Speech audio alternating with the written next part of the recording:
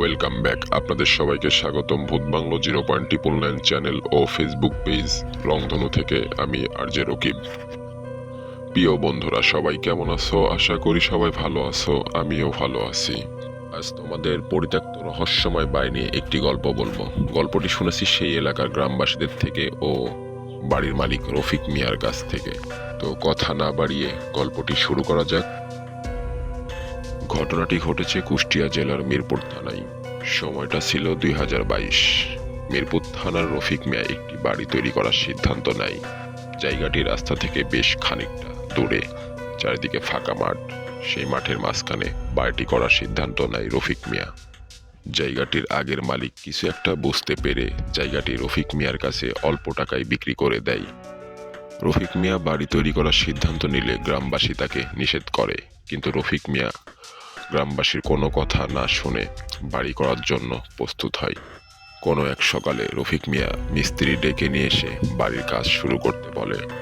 গ্রামের সাধারণ বাড়ি তৈরি করার জন্য সাধারণত কোদাল ব্যবহার করা হয় মাটি খননের জন্য। একটা শ্রমিক হাতে কোদাল নিয়ে মাটি খনন করার জন্য মাটিতে একটি কোপ দেয়, কিন্তু তার কোদালটি মাটি থেকে আর উঠতে চায় না। চারিদিকে জোরে হাওয়া বইতে থাকে, অন্ধকার নেমে আসে। তারা একটু ভয় পেয়ে যায়। তারা 2-3 জন মিলে কোদালটি টেনে বের করে। সঙ্গে সঙ্গে সেই হাওয়াটিও বন্ধ হয়ে যায়। রফিক মিয়া আবারও কাজ শুরু করতে বলে। সেই শ্রমিকটা যখন আবারও মাটিতে কোপ মারতে যায়, তখন দেখে তার কোদালের মাথায় রক্ত লেগে আছে।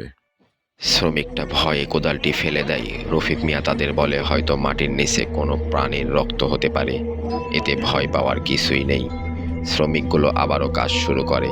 বেশ কিছুক্ষণ কাজ করার পর আরেকটি শ্রমিক কোদালের কোপ মারতেই কোদালের সাথে একটি বাচ্চা লাশের একটি হাত উঠে আসে। হাতটি দেখে মনে হচ্ছিল লাশটি মোটামুটি 2 থেকে 3 দিন আগের। এগুলো দেখে শ্রমিকরা কাজ করতে আর চায় না। তারা অনেক ভয় পেয়ে যায়। এইবার ভয় পেয়ে তারা রফিক মিয়াকে বলে, আমরা আর কাজ করব না। রফিক মিয়া তাদেরকে আরও টাকার লোভ দেখিয়ে কাজ করতে বলে। তারা কাজ শেষ করে সন্ধ্যার মধ্যে বাড়ির দিকে রওনা দেয়। শ্রমিকগুলো কাজের মজুরি নিয়ে যার যার মতো বাড়িতে যায়। একটি শ্রমিকের বাড়ি বেশ কিছুটা দূরে। সেই সন্ধ্যার পর রাস্তা দিয়ে একলাই হাঁটতে থাকে আর সারাদিনের ঘটনাগুলো ভাবতে থাকে। হাঁটতে হাঁটতে হঠাৎ সে দেখতে পায় কিছুটা দূরে একটি ছোট্ট মেয়ে মাথা নিচু করে কান্না করছে। তার চুলগুলোর জন্য মেয়েটির মুখ দেখতে পায় না শ্রমিকটি। সেই মেয়েটির কাছে এগিয়ে যায়, কাপা গলায় জিজ্ঞেস করে, কে তুমি? আর এত রাতে এখানে বসে কান্না করছো কেন? বেশ কয়েকবার ডাকার পর সেই মেয়েটি মাথা তুলে তার দিকে তাকায়। শ্রমিকটি দেখলো সাদা চোখ, দাঁতগুলো অনেক বড় বড়, মুখের মাংসগুলো পচে খুলে পড়ছে মাটিতে। তার একটি হাতও নেই। এই দৃশ্য দেখে শ্রমিকটি ভয়ে চিৎকার করে ওঠে। সেই পেট আত্মাটি বিকট আওয়াজে রাগান্বিত হয়ে বলতে থাকে, তোরা আমার বাড়ি নষ্ট করলি কেন? শ্রমিকটি এইসব ভয়ানক দৃশ্যগুলো দেখে সেখান থেকে দৌড়ে পালিয়ে যায়। পরের দিন সে আর কাজে যায় না। সব ঘটনাগুলো অন্য শ্রমিকদের জানালো। তারা এগুলো মনের ভুল ভেবে আবারও কাজে যায়। তারা সারাদিন অনেক বিপদ সামলে কাজ শেষ করে এবং আগের রাতের সেই শ্রমিকের ঘটনাটি নিয়ে আলোচনা করতে থাকে। এভাবেই বাকি দুটি শ্রমিক অনেক বিপদ সামলে দিনের পর দিন কাজ করতে থাকে। বেশ কিছুদিন কাজ করার পর একদিন সকালে তারা দুইজন কাজের উদ্দেশ্যে রাস্তা দিয়ে হাঁটতে থাকে। ফাঁকা রাস্তার মাঝে হালকা একটু বাতাস বইতে শুরু করলো। বাতাসের মাঝে কে যেন ফিসফিস করে বলল, তোরা আর কাজ করিস না ওই বাড়িতে। তারা কোনো কিছু না ভেবেই রফিক মিয়ার বাড়িতে কাজে চলে গেল। সারাদিন অনেক কাজ করলো। কাজ একটু বেশি থাকায় সেই দিন কাজ শেষ করতে প্রায় সন্ধ্যা 7টা বেজে গেল। কাজ শেষ করে তারা দুইজন বাড়ির দিকে রওনা দিল। তারা রাস্তায় একলাই তারা দুইজন হাঁটতে থাকে। চারিদিকে ফাঁকা মাঠ, ভেসে আসে কিছু শিয়ালের ডাক। তাছাড়া আর কিছুই নেই সেই রাস্তাতে। তারা দুইজন আস্তে আস্তে হাঁটতে থাকে আর প্রতিটা দিন যেগুলো ঘটে সেগুলো নিয়ে আলোচনা করতে থাকে।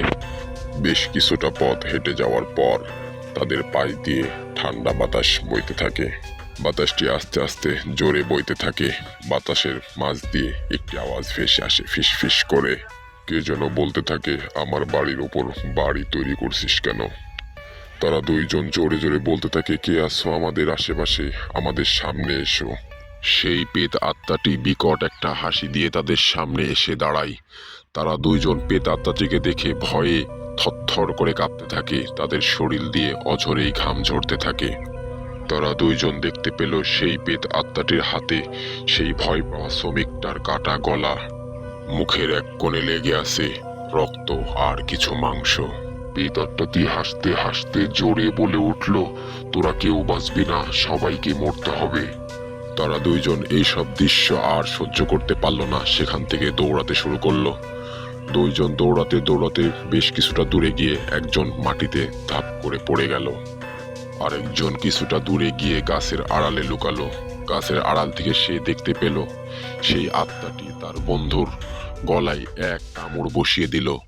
কামড় বসিয়ে দিয়ে সব রক্তগুলো চুষে চুষে খেতে থাকলো। এক পর্যায়ে তার ধারানো নখ দিয়ে তার মাথাটিও কেটে ফেললো। সে এই সব দৃশ্য দেখে সেখানে আর এক মুহূর্তের জন্য দাঁড়াতে পারল না। সে সেখান থেকে দৌড়ে পালিয়ে সে বাসায় চলে গেল। বাসায় যাওয়ার পর সব ঘটনাগুলো গ্রামবাসীদেরকে জানালো। সেই শ্রমিকটি প্রতি রাত্রেই আত্মচিৎকার দিয়ে উঠল। এভাবে বেশ কিছুদিন যাওয়ার পর সেই শ্রমিকটি পাগল হয়ে গেল। এই সব ঘটনাগুলি চারদিকে ছড়িয়ে পড়ল। এক পর্যায়ে রফিক মিয়ারও কানে চলে আসলো ঘটনাগুলি। রফিক মিয়ার সাথেও প্রায় রাত্রে কিছু না কিছু ঘটতে থাকে। এক পর্যায়ে রফিক মিয়া বাড়িটি বন্ধ করার সিদ্ধান্ত নেয়। এক পর্যায়ে বাড়িটির কাজ বন্ধ হয়ে গেল। বাড়িটি আজও পরিত্যক্ত অবস্থায় সেখানেই রয়ে গেল। সেই বাড়ির দিকে আর রফিক মিয়া তাকালো না। কোনো কাজ কত দূরে থাক, সেই বাড়ির দিকে আর রফিক মিয়া যায়ও না। তো বন্ধুরা, গল্পটি কেমন লাগলো সবাই কমেন্ট করে বলবে। যারা এখনো আমার চ্যানেলে নতুন তারা অবশ্যই চ্যানেলটি সাবস্ক্রাইব করবে। যারা আমার পেজ এখনো ফলো করেনি অবশ্যই পেজটি ফলো করে আমাদের সঙ্গে থাকবে। ধন্যবাদ।